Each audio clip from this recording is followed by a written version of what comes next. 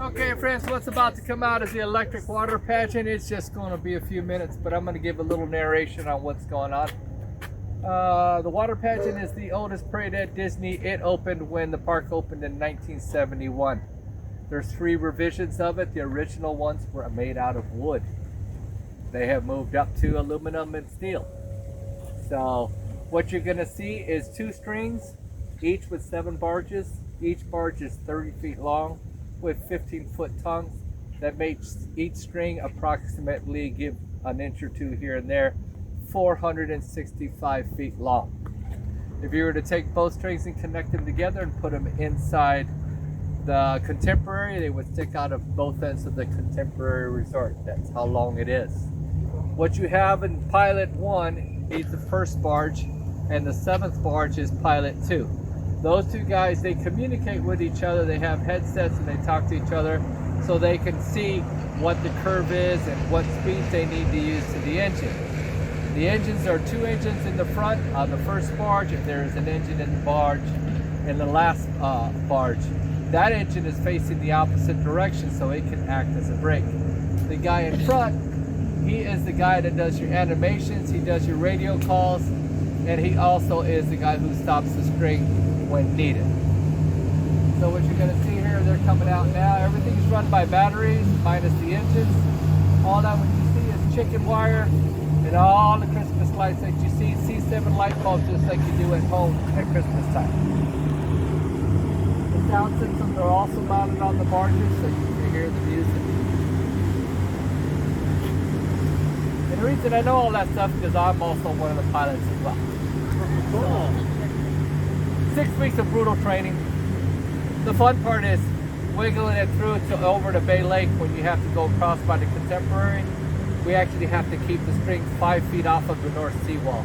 So when you're hauling 465 feet of metal, that's a little bit of a trick.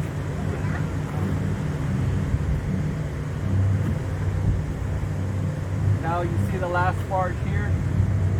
He's the guy, he's your brake guy, he's your comms guy, he's your radio guy. He's right in there.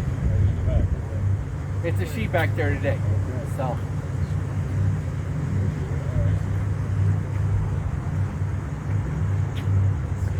At the end of the night, what'll happen also is when these guys are getting ready to put these babies to sleep, what happens is this string will come in first. And the way it happens is the last show takes place in front of the kingdom. What happens is the first string will hug the island, the second string will come along the shore here, and depending on what the wind is, will come this way, and the string will drive towards Narcoossee's, which is the norm. And then what happens is the back will actually swing around, and you'll hear the engine powering, and he'll go in here, and then they'll wiggle the way in, and then they get to tie up all 14 cleats. This show is going to start at 8:30. It'll be just started in a couple of minutes. So as you're walking over to the Grand, you'll be able to see it. All of the barges are 20 feet tall, except for 3. They're 25 feet tall.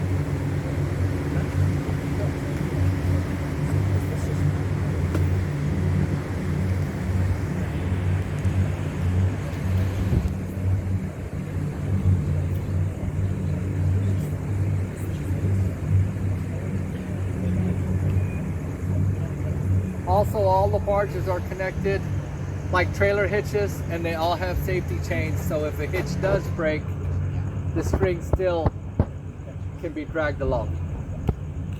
No, because the guy in the back keeps the tension.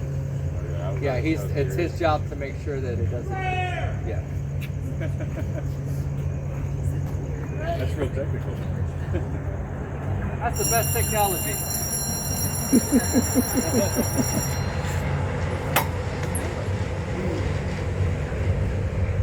you were saying about the Contemporary, I stayed over there once and watched them come through that little aqueduct, and it was like pretty impressive. Yeah, that's where where we emphasize. That's why training takes so long. 'Cause we can only do it 2 times a night. You just can't take the string out and drive it around. Because I remember we were standing there, you know, at the garden side, and I was like, for them not to bounce off the seawall, that takes some. Especially when you're battling the winds and everything else. Yeah.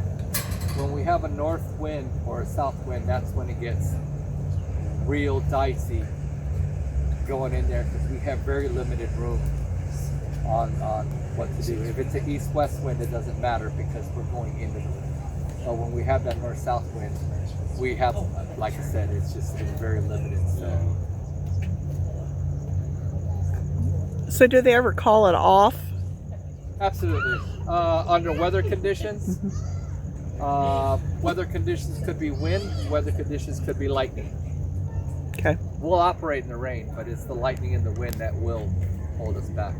Or mechanical situations. Okay. So do they ever shorten the route because of the weather? Like We have. The minute we get a 7-mile lightning warning, we're scrambling. Because we got a whole lot of metal. Yep. And we're very high, and that's a big attraction. So. For sure. Appreciate the info, thank you. You got it. That was fabulous. So all the lights get charged overnight, all the batteries get connected to chargers, and they're ready for the next day. Now I don't want to scare anybody, but last week I was right here and it stopped at 3 feet and it wouldn't move for an hour and a half. So today obviously we put a little bit WD-40 and it's working.